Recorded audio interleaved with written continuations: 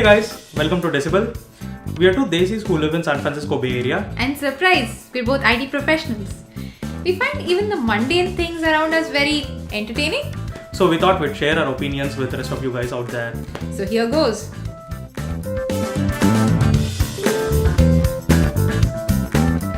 So what's new with your life? I heard that you're in the marriage market, available and ready. Marriage market. So why do you call it market?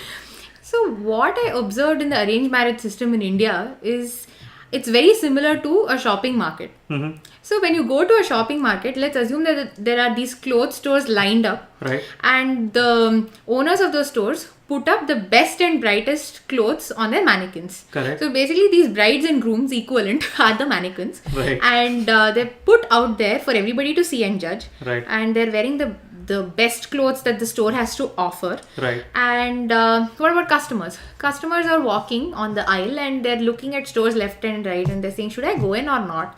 And then they look at this mannequin and they find it interesting. They find what the mannequin is wearing very interesting. Right. And they're like, okay, let's check it out. Let's go inside. Enough of window shopping. Let's try one. Yeah. So they enter the store. Right. And they talk to the owner. Right. And then, okay, they try on that dress. Yes. And I know what you're saying. Probably they'll try the dress and they will ask for feedback with whoever they are, with like parents or friends or something, and they'll just check with them does the dress look good? Yeah. And will I manage to roll a few eyes when I go out with this dress and all that? Yeah. And does the dress fit me? And does the dress, and it is only about fitness. It is about how good it looks, how glittering it looks. Yeah, it's not about how durable the material of that dress is. Yes. They don't think that the dress can fade with years. They're concerned about how does it look at this point in time. Exactly. I just care about how it looks right now. Yeah. It's looking good. I'm going to take it. Yeah.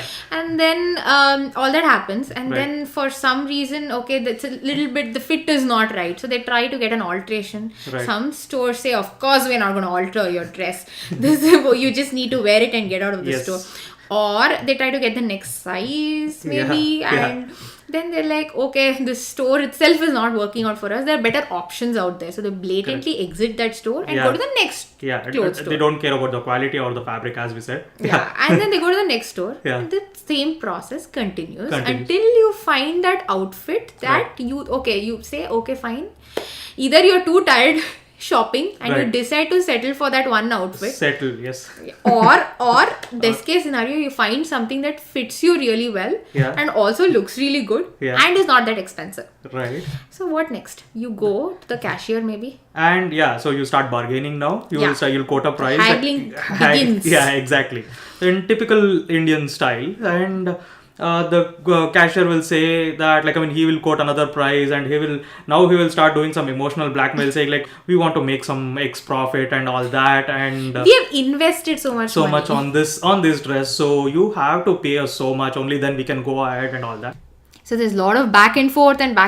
Neither party is too happy about it, and finally they come to an agreement and settle on a price, an arrangement, and the dress is checked out, taken out of the store. Yeah, and sometimes even after the checkout process, after going home, the party might realize that maybe this is not good enough for me. And after all, and then they might exchange the dress. Return the dress? Yeah, could be.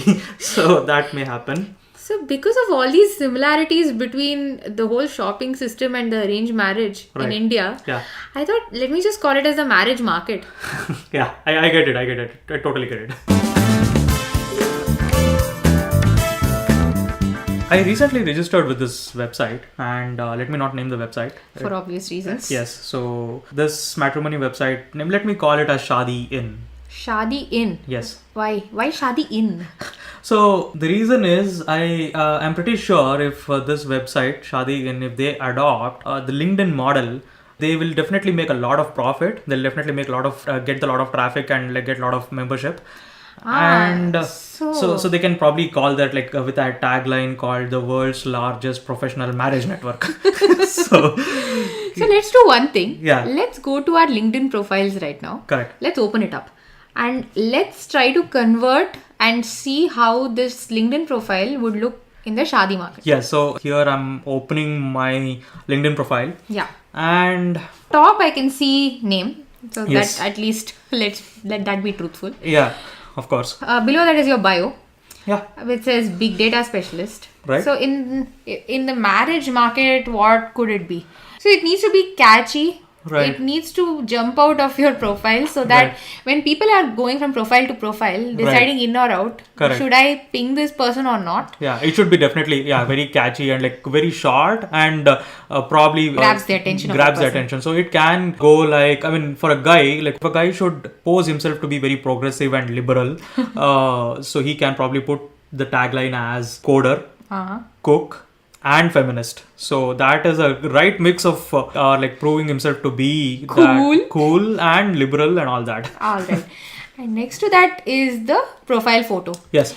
So let's assume, so this is the photograph that the girl or the boy or their families will be checking out. Yes. Very important that you make the best impression. First impression is the best impression. So let's assume that it's an NRI. Yeah. So I've seen a lot of these NRI guys. Mm-hmm. Where will they pose? They'll pose in front of the nearest monument that they can get. Yeah. So there'll be the cliched photos. Golden Gate Bridge. Golden Gate Bridge and Hollywood sign or Lombard Street. How can you forget Niagara Falls? Niagara Falls is a classic. Yeah. It's been going on for years now. And Statue of Liberty. Of course. So that is your quintessential marriage photograph that you'll be putting there. Yeah. Okay, fine. And then below that is your summary. So correct. Summary will be again quite stereotypical. Of course. You have to write, I am a very progressive. I love hiking. Yes. Traveling. So that is one thing I've observed. All the NRIs, once they come to the US, what they will do is they'll convert their entire personality to be a fitness enthusiast and go on hiking, do a lot of dieting and all that. But you know what hiking means? Going for one stroll on a trail which is right next less to your than house. A mile, yeah. Flat ground. Right. Suddenly you're a backcountry hiker, you're into backpacking, you're into camping. Right. How come nobody did any of those things while they were in India, man? Well, it was not so cool there. So now once they come to the US, it becomes all cool. So that's they started doing it. That will also be apt for the summary in the marriage profile. So of course they have to put it there. Exactly. So they'll put it there. Yeah. Makes so them look cool. Yeah, and then that is the summary. Let's scroll down.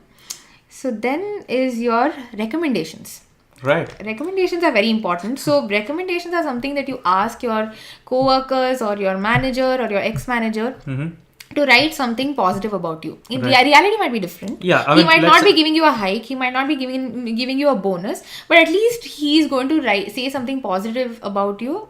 At least he's forced to write something positive about you for your recommendation. Definitely. I mean, let's admit it. It is both the recommender and recommendee know that it is definitely fake. So, exactly. Yeah, you can probably this model of LinkedIn. They can let the brides or groom's friends to sign up as a friend account or something and go to the friend's account and start recommending them. Yeah, that'll be so. If you get them promise them a few free drinks maybe. Yeah. So they're going to write that this guy is a best buddy you can ever imagine. He is super pure. He has an amazing personality. Yeah. And then he doesn't drink. I mean, I've never seen him with a drink ever. Yeah. And then, so you can bribe them. You can ask them to do that. As I was saying, there's the skill endorsements below that. Right. So skills. What could be the good skills? There could be sports. There could be sports. There could be singing. There could be dancing. Dancing, though, there's a caveat there. Dancing, what I think is, if there is, based on the mindset of people in India, if a male or a bridegroom basically is saying that he's putting classical dancing out there, that won't be perceived well, for sure. Yeah, not if they get 377 endorsements. Well, we are not yet there, I'm assuming. I get it. I agree. Yeah. At least the marriage profile, the matrimony websites aren't there yet. You probably will be blocked. And your account probably will be removed based on like giving legality reasons and everything. When you're forgetting two really popular skills that people put up. I know what you're saying. One is photography. So every bozo with a DSLR camera and a Facebook page with some photography page that he's created. Yes. Thinks that he's a photographer. And I'm sure all his photography, the page will have some photos, macro shots of some water bubbles on a table, and with definitely a photography signature saying like so and so photography. Of course. And then you know what the profile photo of that guy will be? It'll be a picture of himself with a DSLR camera taking a picture in front of a mirror of himself or something like that. And the second one is playing the guitar. Of course. So I'm sure one of the profile pictures of every guy will have a guitar. And what do they know? I guess I'm thinking mostly it's happy birthday tune. And every time they want to take the guitar and they want to show their friends like I know something in the guitar, and it's mostly happy birthday and not beyond that. And then we are looking at the profile strength. Yes. So if you've filled in so many recommendations and skills and put in all that information in there, I'm sure you, as your LinkedIn profile says, you're an all-star. Yeah. So just imagine getting all-star on a matrimony, shadi in profile. I'm sure that will definitely there. But there's one more thing. Yeah. What I was wondering was, you get all the recruiter phone calls, right? Right. So using LinkedIn, they look at your profile and the recruiter calls you and tries to sell this job, this really horrible job to you, saying that it's a perfect job for you. Perfect job, lucrative job. Has all the benefits and perfect match for you. Correct. So what would be the equivalent of that? Well, in fact, I did get a call from one of the Shadi in recruiters. So I'll tell you what happened. So I was awake at 12:30 a.m. I was just browsing online, and suddenly I get a call from a number in India, and I pick up the call. That's quite scary if it's coming at ungodly hour like that. Yeah, exactly. That is from India. And from an unknown number, right? Yeah. So anyway, I received this call, and this guy goes on, so like, hello sir, we have an attractive offer for you, sir, and it is a very good offer, and we have a limited time offer, and it is just $400, and it is a money back guarantee offer. So for what? Yeah, exactly. So I asked him so what he says is, I have to pay him $400, and in 6 months he will find a bride for me, and he will get me married to the bride, so that that he can save his $400. Exactly. And if I don't get married in 6 months, he says like he'll give the $400 back.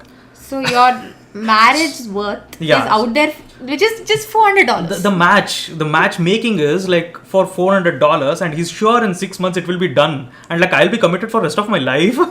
Speaking of rest of your life, is there a money back guarantee offer if the shadi doesn't work out? I guess I should have asked that. I should have asked like, is there a alimony offer or a compensation offer, so that like if, say for example, the clause can be like, if the marriage doesn't work out for like beyond 10 years, we'll definitely give you $200. $200 million maybe alimony offer. So yeah, that's what happened. So initially we compared the arranged marriage process to a shopping market, and then these matrimony websites to LinkedIn. So what happens next? So logically the next step would be a recruiter phone call and then a phone call setup. Correct. So he will call you. He will try to know if you're a good match for the existing position available, and he might ask you a few questions like, are you okay with relocation, and what's your current salary? Exactly. Important one. Yeah. What languages are you proficient in? What's your visa status sometimes? That's very important now. So basically this call is like a go, no go. Should I call them back or not? From their perspective. Correct. If you're okay with this call, if you're through, then the profile will be forwarded to the hiring family. So hiring family will have the actual phone screening now. Mm-hmm. So the phone screening can be just a phone call, or it can be a video call. Skype. A Skype session, Hangout, or a WebEx session. They will have some kind of conversation. They will try to know more about you in the phone screen. Icebreaker. Basically icebreaker conversation. If you are through there, so if you get selected. On-site interview. Exactly. So the next step will be on-site interview process. Typically what happens in the on-site interview process, you will be called to a particular location, and you will be hosted there. There will be many rounds of interviews. In these many rounds, first the candidate will talk to you, and the candidate's elder brother or elder sister will talk to you. That will be like a senior member of the family interview round. And the next round will be family round. Mm-hmm. And the family round will be like if the uncles or aunts want to speak, or if the parents want to speak. So that will be the family round. It can be compared with the manager round. Or HR round, like a behavioral round. Exactly. So that's what they try to know. So subtle questions. So it's like, what do you do on a Saturday night? On a Saturday night, I'll be asleep by 11 p.m. because Sunday morning I get up at 6 a.m. and do yoga. So well-rehearsed answers. Yeah, exactly. After the interview process, you will be told that you will be contacted by the family member in the future after a few days. And that is an excruciating wait. At least for the interview process, I'm like, oh my god, it's been 3 days, the recruiter has not contacted me. Should I email him or not? And then finally you send out that email and you're waiting for a response. It could be a rejection email or it could be an offer. So how would it sound if it's a rejection email? I'm guessing like all good companies, just like they send out a rejection email. By a good family, the email may sound something like this. Like, unfortunately, the family has decided not to move forward with an offer at this time. We're interviewing other candidates at this point and we'll keep you posted in case there are further openings. Correct.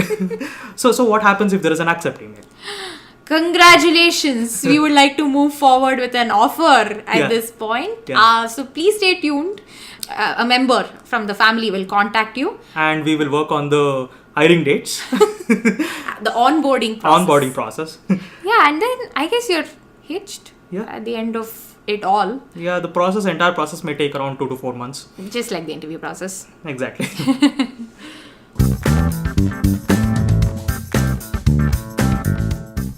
Thanks for tuning into desiBel's first episode, Marriage Market. And guys, let us know what you guys think. Please leave the comments in comment section. And also, please share, like and subscribe to our YouTube and SoundCloud pages. Until next time.